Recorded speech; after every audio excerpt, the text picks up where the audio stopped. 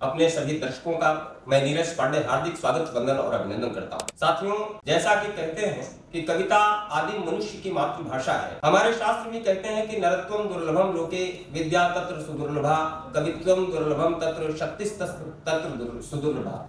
यानी कविता करना इतना सरल नहीं है, जबकि कविता मनुष्य की आदिम मनुष्य की मातृभाषा है और कविता प्रकृति के कण कण में व्याप्त है।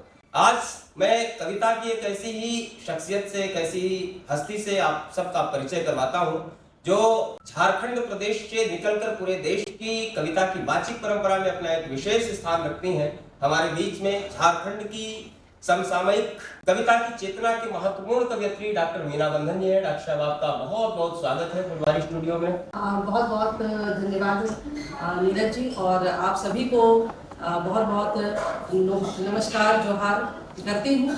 मैं झारखंड से मीना बंधन, फुलवारी पब्लिक स्कूल की प्रबंधिका आदरणीय नीता सिंह, जो कि अभी बहुत ही प्रसिद्ध और प्रतिष्ठित कवित्री हैं, उनके आमंत्रण पर मैं यहाँ आई हूँ और आप सभी मैं तहे दिल से बहुत बहुत हार्दिक आभार है। आपका बहुत बहुत स्वागत है मैम। डॉक्टर नीता सिंह और डॉक्टर मीना बंधन की मित्रता तो जग जाहिर है और उनके आमंत्रण पर आज ये संयोग बना है फुलवारी स्टूडियो के शुभारंभ के अवसर पर, और सौभाग्य से संयोग से आपका ही पहला साक्षात्कार आज इस स्टूडियो के माध्यम से हो रहा है।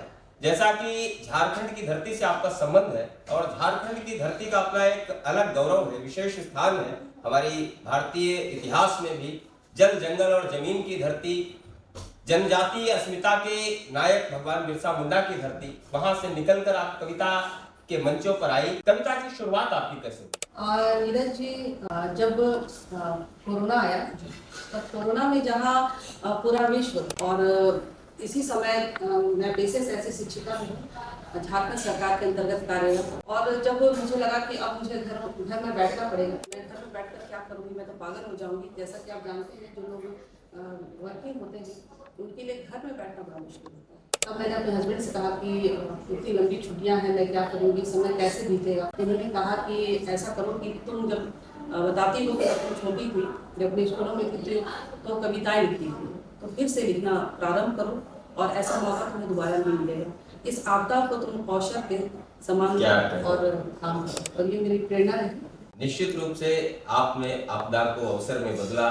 कविता के इस यात्रा के शुभारंभ के साथ कविता तो आपके भीतर पहले से थी, और झारखंड की जमीन ऐसी है, वहाँ की प्राकृतिक सुषमा की वहाँ जाकर कोई भी कवि हो जाए, और आप कविता के माध्यम से हिंदी मंचों पर अपना विशेष स्थान बना रही हैं। और इतने कम समय में पिछले 4-5 वर्षों में जिस तरह से आपकी प्रतिष्ठा हिंदी कवि सम्मेलन के मंचों पर हुई है, वह उल्लेखनीय है। और मैं आपसे ये जानना चाहता हूँ मीना जी कि आपको इधर किन रचनाकारों से प्रेरणा मिली कविता लिखने की? आप किससे प्रभावित होकर कविता लेखन के क्षेत्र में आई, कविता की रचना के क्षेत्र में? जब मैंने लिखना शुरू किया तो हमारे एक मित्र हैं और मेरे स्कूल के स्टाफ भी हैं, उन्होंने कहा कि मीना जी, आपने अनुज दुगुल को सुना है, ये हमारे झारखंड के बहुत ही प्रसिद्ध कवि हैं। तो उन्होंने कहा कि आपने अनुज दुगुल को सुना है, जस्टिन किरकेटा को सुना है? तो मैंने कहा नहीं। आपने मधु मंसूरी को सुना है, जो पद्म भूषण है वो गायक? मैंने कहा नहीं सुना है। आपने कुमार विश्वास को सुना है? तो मैंने कहा नहीं सुना है। तो कहा कि आप सुनिए, तो आप सुनिए तो आपको पता चलेगा कि कविता का क्षेत्र कितना विस्तृत है और कैसे आपको काम करना है क्षेत्र में। तो मैंने सुना और मुझे काफ़ी प्रेरणा मिली कि अरे, हमारे क्षेत्र में इतने अच्छे लोग गायक हैं और साथ साथ में लेखक हैं, कवि हैं। और जब कुमार विश्वास को सुना और मैंने काफ़ी समय तक उन्हें सुना, मुझे अच्छा लगा। लेकिन जैसे जैसे मैं इस क्षेत्र में आगे बढ़ती गई, तो मुझे एक से बढ़कर एक कवि मिली, और निसंदेह उसमें आप भी आते हैं नीरज जी। और उसके अलावा मैंने बहुत अच्छे अच्छे राष्ट्रीय अंतर्राष्ट्रीय कवियों के साथ मंच साझा किया है। और जब आप इस क्षेत्र में होते हैं, आते हैं किसी भी क्षेत्र में, और आपके साथ अगर अच्छे मित्र मिल जाए, आपको अच्छे मार्गदर्शक मिल जाए, अच्छे गुरु मिल जाए, तो आपका सफ़र जो होता है काफ़ी आसान होता है। तो कुछ ऐसे नाम है, मैं आपको अभी बताऊंगी, काफ़ी मदद की क्षेत्र में। यकीनन हमारे समक्ष जो भी रचनाकार होते हैं वो हमसे वय में, रचना धर्मिता में वरिष्ठ हो या कनिष्ठ हो, हम कभी किसी से भी प्रेरित हो सकते हैं, प्रभावित हो सकते हैं और उनसे प्रेरणा ग्रहण कर सकते हैं। इस सिलसिले में आपने तमाम नाम लिए, निश्चित रूप से उनका उल्लेखनीय योगदान है हिंदी साहित्य के क्षेत्र में, लोक संस्कृति के क्षेत्र में, लोक साहित्य के क्षेत्र में। और इन नामों से प्रभावित होना स्वाभाविक भी है, लेकिन निश्चित रूप से ये चुनौतियां भी एक नारी शक्ति के साथ आज भी हैं। कविता करना और कविता को जाकर के मंचों पर प्रस्तुत करना एक नारी के लिए आज भी चुनौतीपूर्ण रहा है। और आप तो पेशे से शिक्षिका है, शासकीय विद्यालय में आप पढ़ा रही हैं, तो इस चुनौती को किस रूप में लेते हैं, किस तरह से आप कविता की इस यात्रा में, मंची यात्रा के लिए समय निकालते हैं? ये प्रश्न नीरज जी मुझे लगातार लोग कहते हैं कि आप जॉब में हैं, और आपको एक बात बताती हूँ कि मेरे जो साहब हैं या पतिदेव हैं, जो मैं प्यार से कभी साहब बोलती हूँ, कभी बॉस बोलती हूँ, तो वो डिप्टी कलेक्टर जी। और वो हमारे साथ रहते नहीं, उनका हस्तांतरण होता रहता है, हमेशा ट्रांसफर होता रहता है।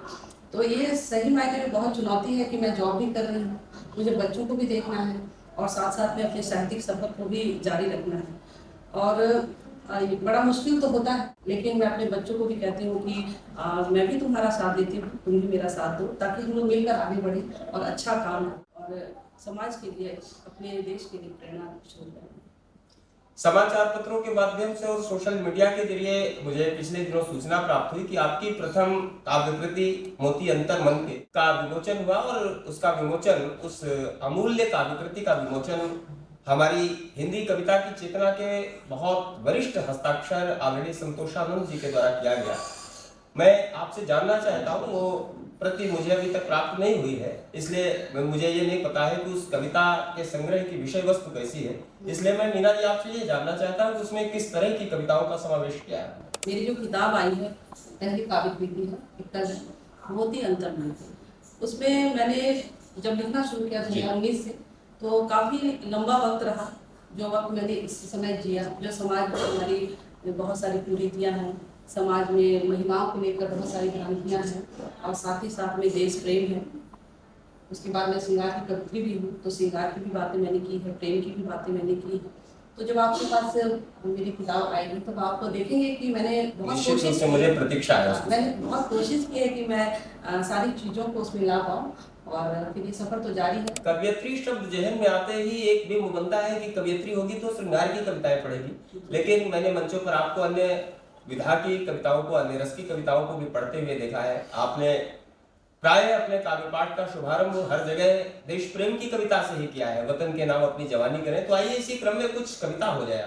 एक मुक्तक है मेरी, जो मैं अक्सर मंचों में पढ़ती हूँ, ऐसा न लगे कि मैं प्रेम की कवित्री हूँ तो सिर्फ प्रेम की बातें करती हूँ, और कहीं ना कहीं इस देश में रहने वाला हर एक नागरिक में पहला जो प्रेम होता है वो देश प्रेम ही होता है।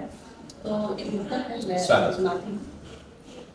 इब्तिदा कोई ऐसी कहानी करे, इब्तिदा कोई ऐसी कहानी करे, नाम भारत के ये जिंदगानी करे, काम सब है जरूरी जहां में मगर, काम सब है जरूरी जहां में मगर, देश के नाम अपनी जवानी करे, देश के नाम अपनी जवानी करे। वास्तव में राष्ट्र प्रेम तो सर्वोपरि रहा है, और ये प्रथम दायित्व भी है हम सबका।